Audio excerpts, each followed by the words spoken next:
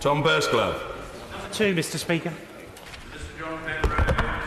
Mr. Speaker, the Secretary of State and I have frequent discussions and meetings with Northern Ireland businesses. In the last few weeks, I have met Newry Chamber of Commerce, Thales, Willowbrook Foods and tomorrow Bombardier. The government's provided £3.5 million for Queen's Belfast Precision Medicine Centre, £700,000 for Randox Diagnostics, £1 million for Northern Ireland SMEs Research and Development, and this afternoon we will legislate to hold business rates to a 0% real terms rise as well. Tom Burscliffe. I very much welcome that work, but what steps has he specifically taken to promote Northern Ireland internationally as a successful business hub and first-class place to invest?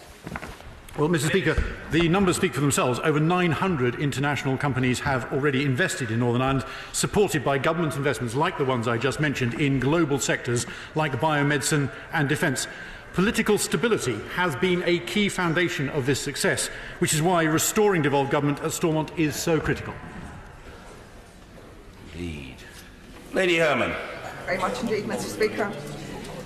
I want to ask the Minister how he is going to reassure the business community today after the very serious warning yesterday by the head of the Northern Ireland Civil Service, David Stirling, that there would be grave consequences if we have a no-deal Brexit. Well, Mr. Speaker, I think that a number of people will have raised their eyebrows at such politically charged comments from a civil servant.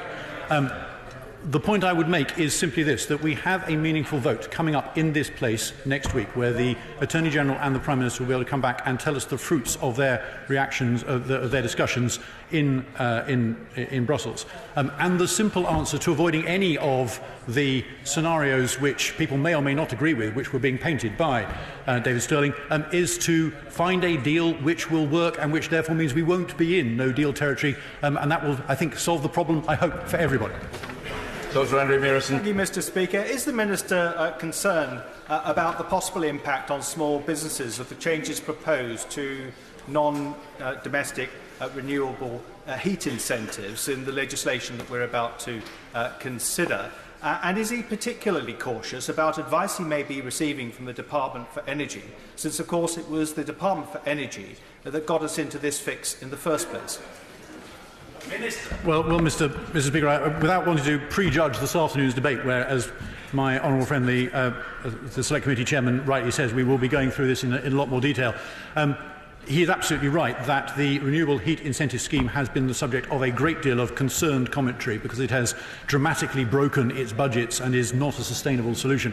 I think everybody is treating any proposals for it with a great degree of concern and scrutiny just because of that history, but I'm sure that we will have a chance to go through it in more detail, and we will try and make sure that any proposals which are legislated on do not suffer from the previous version's faults. Jamie Stone. Mr. Speaker, I have been married to a lady from County Armagh for quite some time. And through my marriage, I've come to know the image of Northern Irish food products, to mention Black Bush, to mention Tato Crisps, and Flanagan's most excellent sausage from the city of Armagh. Would the Edgerman government agree with me that marketing Northern Ireland's special food could be one way we could really boost business in Northern Ireland, not just within the UK, but to a world market? No, Mr. Speaker, one of the things which I think Britain has cottoned on to later, and UK has cottoned on to later than many other parts of the world, is this notion of local food and the marketability of local food and the ability of that to forge a local brand, not just for food but also for tourism more broadly as well. So in congratulating him on his marital status and his success there, I'm sure that he's on to something important as well. No reason to doubt that.